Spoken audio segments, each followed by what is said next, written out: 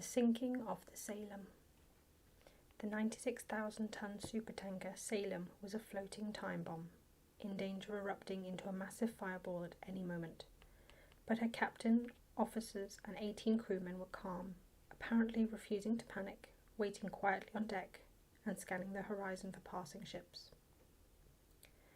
On 17th of January 1979, the Greek captain of the Salem noted in his log that the ship had been rocked by a series of explosions which had left it floating helpless and without engines in the Atlantic Ocean, 160 kilometres, which is 100 miles, off the African coast of Senegal.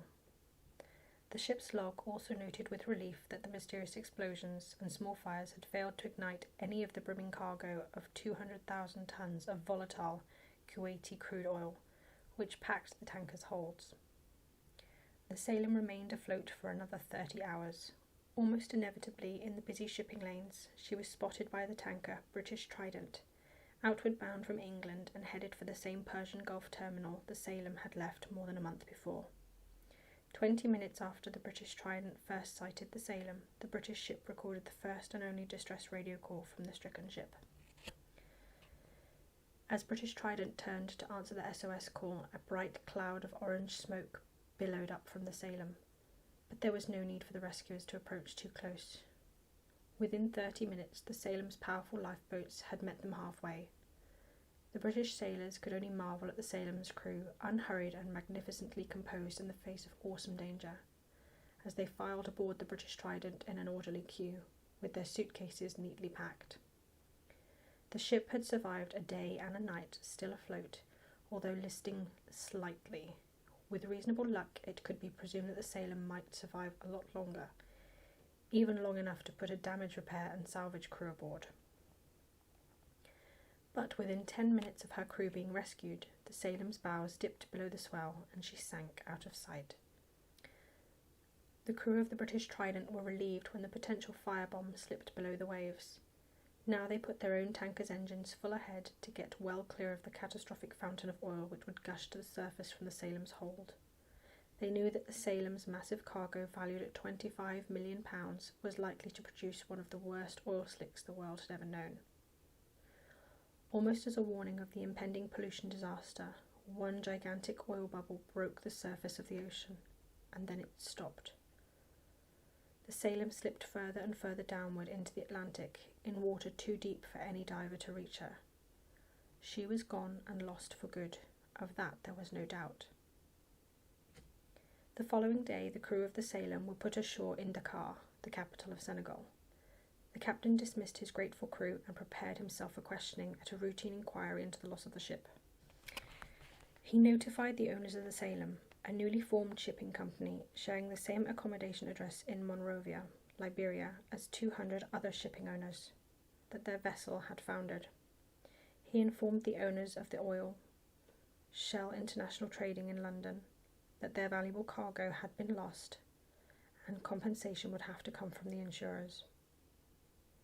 The skipper carefully filed his own insurance claim, £12 million for the cost of the Salem, less than half the value of its cargo. Then, as soon as the Senegal authorities agreed to release him, he flew home to Athens. As insurance investigators began to unravel some of the unexplained causes of the sinking of the Salem, one of the tanker's crew added a new twist to the riddle. The crewman, a Tunisian, turned up in Paris, spending money like water. He claimed that the money he flung so recklessly around the nightclubs came from a bonus of thousands of Swiss francs paid by the owners of the Salem. And that bonus, he claimed, was paid to all the crewmen who entered into a conspiracy of silence a few days after the Salem left the Kuwaiti oil loading terminal at Mina al-Amdi and cleared the Persian Gulf. The high-living crewmen boasted that the shadowy businessmen who owned the Salem had bluffed their way into a fortune by offering their services to carry the cargo of oil from Kuwait to England. The Kuwaiti oil would have been worth double its value to one group of customers, 3,220 kilometres, 2,000 miles away. The industries of South Africa. Most Arab oil exporters maintain a united anti-apartheid policy against the South African regime and refuse to sell them any of their output. South Africa buys its oil wherever and whenever it can and pays top price. The crewmen insisted that this ship made a secret rendezvous with a South African tanker off the Cape of Good Hope, transferred its precious cargo, and then partially flooded its tanks to prevent it riding suspiciously high in the water.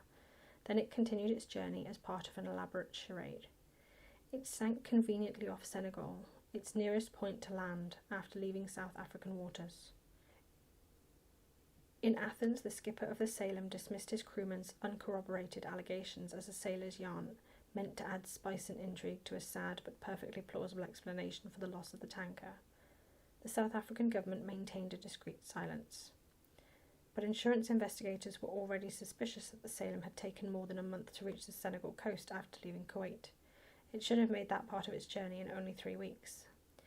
The time gap, many of them claim, can only be explained by an unscheduled detour somewhere along the route.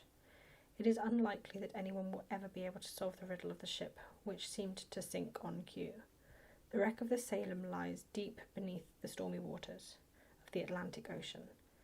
Are its cargo tanks filled with £25 million worth of oil, seeping away quietly and unnoticed, or are they filled with nothing more than seawater?